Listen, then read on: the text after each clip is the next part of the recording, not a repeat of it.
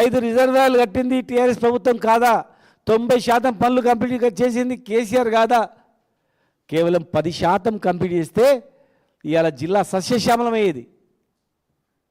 ఇక్కడ దాదాపు 2 లక్షల ఎకరాల పంట పండేది, 2 లక్షల ఎకరాల సాగు జరిగేది.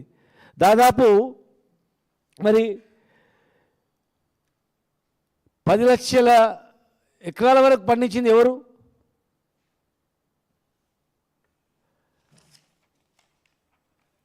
మ్యాక్సిమం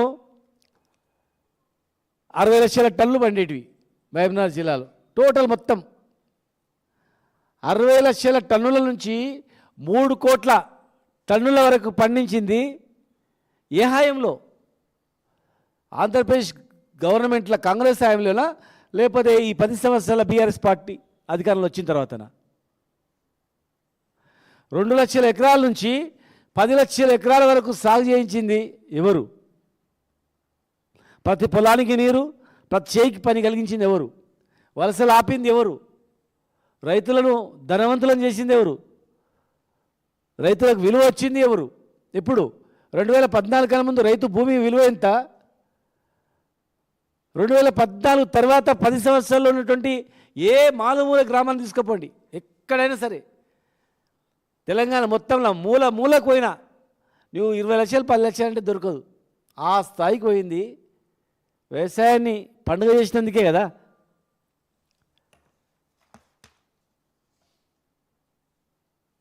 మహబూబ్నగర్లో తాగడానికి 14 ఒకసారి నీళ్ళు వచ్చేది తాగడానికి.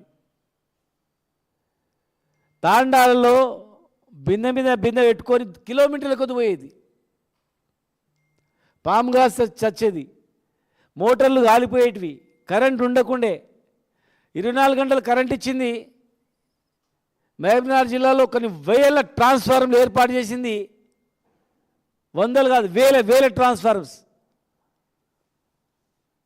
లో వోల్టేజ్ వల్ల మోటార్లు కాలిపోయి రైతులు నానా అవస్థలు పడేది. మోటార్లు కాలిపోయేవి, నీళ్ళు రాకుండా ఉండేది.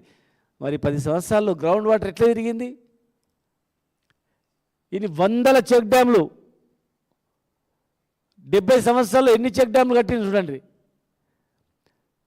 వందల చెక్ డ్యామ్లు కట్టింది, కొన్ని వేల చెక్ డ్యామ్లు కట్టింది బీఆర్ఎస్ ప్రభుత్వ హాయంలో కాదా? ప్రతి చెరువును పొడిగా తీసి వాటర్ రిజర్వాయర్ కెపాసిటీ పెంచింది. మహబూబ్నగర్ జిల్లాలో గ్రామాన ఒక గ్రామంలో ఉన్నటువంటి కుంటల నుంచి మొదలుకుంటే చెరువుల వరకు పొడిగా తీసింది మేము కాదా? మా ప్రభుత్వం కాదా? ఒకప్పుడు వలస పోయి బతికేటోళ్ళము మహబూబ్నగర్ జిల్లాకు కర్నూలు నుంచి రాయచూరు నుంచి బతకడానికి వచ్చి కూలి వ్యవసాయం చేసుకొని పోయేది పరిస్థితి తెచ్చింది మేము కాదా? చెప్పండి. అదే మక్తల్ రైతులు అడగండి. అవతల కర్నూలులో ఏ పరిస్థితి, మన రాయచూరు ఏం పరిస్థితి ఉంది? 10 సంవత్సరాలు ఇటు ఏ పరిస్థితి రివర్స్ అయింది కాదా? ఒక మంత్రి మాట్లాడతాడు రేషన్ కార్డులు ఇవ్వలేదని. చీఫ్ సెక్రటరీ గారు అనిపించండి, మేము ఇచ్చినాము, పబ్లిసిటీ చేసుకోలేదు, ఆన్లైన్లో అప్లై చేసుకుని ఇచ్చేసినాం. మీరు ఎన్ని ఇచ్చిండ్రు? అన్ని 6 లక్షల పైన మేము కూడా ఇచ్చినాం కొత్త రేషన్ కార్డులు. మీరు చీఫ్ సెక్రటరీ దగ్గర 10 సంవత్సరాలు ఒక్క రేషన్ కార్డు ఇవ్వలేదు అని చెప్పియండి, మీరు ఏ దానికంటే సిద్ధం. సంబంధం లేని మంత్రి, సంబంధం లేని శాఖ గురించి అవగాహన లేకుండా ఒక ఆయన మాట్లాడతాడు, ఇంకో రకంగా మాట్లాడతారు.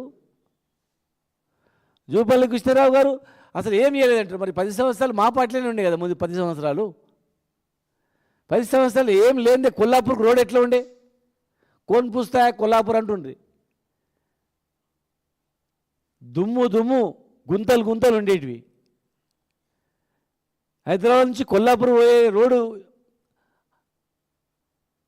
కొల్లాపూర్లో వ్యవసాయం చేసే కరెంటు, వ్యవసాయము, కాలేజీలు,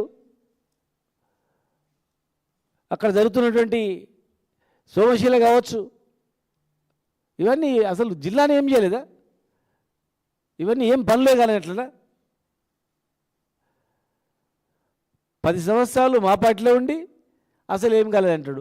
ఇంకో ఆయన సంబంధం లేని శాఖతో అసలు లేదంటాడు.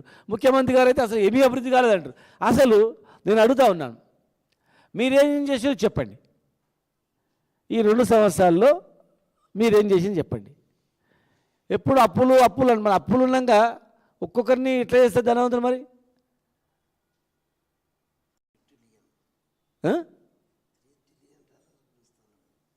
ఎట్లా చేస్తారు? అసలు మీరు ఏం చేసిర్రు? ఎందుకు ఉత్సవాలు? ఈ 6 గ్యారెంటీలు తుంగలో తొక్కినందుక, లేదంటే ఎస్సీ డిక్లరేషన్ అమలు చేయనందుక, 12 లక్షల రూపాయలు రైతు బంధు ఖాతాలో జమ చేస్తాం అని చెప్పి జమ చేయనందుక, దళిత బంధు ప్రతి ఒక్కరికి ఇస్తామని చెప్పి ఇవ్వనందుక, ఎస్టీలకు కూడా ఇస్తామని చెప్పిర్రు ఇవ్వనందుక, 42% రిజర్వేషన్ ఇస్తానా అని చెప్పి ఇవ్వకుండా ఎలక్షన్లో పోయినందుక,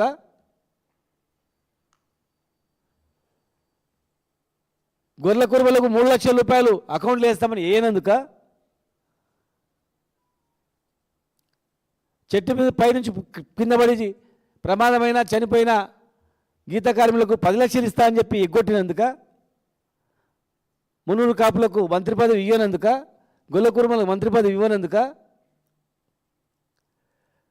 బీసీ స్టూడెంట్స్కు విద్యా ఉద్యోగాలు రిజర్వేషన్ ఇస్తారని చెప్పి అసెంబ్లీలో బిల్లు పాస్ చేసి మరి ఇంప్లిమెంట్ చేయనందుక, రైతు బంధు ఇస్తారని చెప్పి రైతులకు ఇవ్వకుండా ఎగ్గొట్టినందుక, ప్రతి మహిళకు 2,500 పెన్షన్ ఇస్తారని ఇవ్వనందుక, 4,000 పెన్షన్ 6,000 చేస్తానని ఇవ్వనందుక, వికలాంగులకు 8,000 ఇస్తారని ఇవ్వనందుక, ప్రతి జర్నలిస్టుకి ఇల్లు ఇస్తా అని చెప్పి ఇవ్వనందుక, 2 లక్షల ఉద్యోగాలు ఇస్తారని ఇవ్వనందుక, అసలు ఏ దాని గురించి? యూత్ డిక్లరేషన్ అమలు చేయనందుక, మైనార్టీలకు ఇస్తారని హామీలు ఇవ్వకుండా ఏదో మన ఎలక్షన్స్లో గట్టిగా మాట్లాడేందుకు మంత్రి పదవి వచ్చింది, అది కూడా ఎలక్షన్ గురించి. మరి మిగతా మైనార్టీలకు ఇస్తారని ఏమైంది? బీసీ కుల వృత్తులను పూర్తి ప్రతి మండలంలో ఒక వృత్తి బజార్ ఏర్పాటు చేస్తామన్నారు, చేప పుల్లలు ఫ్రీగా ఇస్తామన్నారు, ముద్రాలను బీసీ ఏ గ్రూప్లో ఇస్తామన్నారు, మున్నూరు కాపు కార్పొరేషన్ ఇస్తామని అన్నారు, ఎంబీసీ మంత్రిత్వ శాఖ ఇస్తామన్నారు, ఎంబీసీలకు ఎమ్మెల్సీలుగా చైర్మన్లుగా ఇస్తామన్నారు. మంత్రి పదవి లేదు, చైర్మన్ లేవు, ఏ పదవి లేదు. టోటల్గా కామారెడ్డి డిక్లరేషన్ తుంగలో దొక్కి వరంగల్ డిక్లరేషన్ మంటగలిపి ఇలా అవి అమలు చేయడం, ఎప్పుడు అమలు చేస్తారో చెప్పకుండా, అమలు చేసినవేవో చెప్పకుండా, ఇవాళ అసలు ఏం చేయలేదంటే ఎట్లా చెప్పండి? ఏం చేయలేదు అసలు మీరు 10 ఏళ్లలో ఏం చేయలేదంటే ప్రజలు ఎట్లా విశ్వసిస్తారు? ప్రజలు ఎట్లా నమ్ముతారు?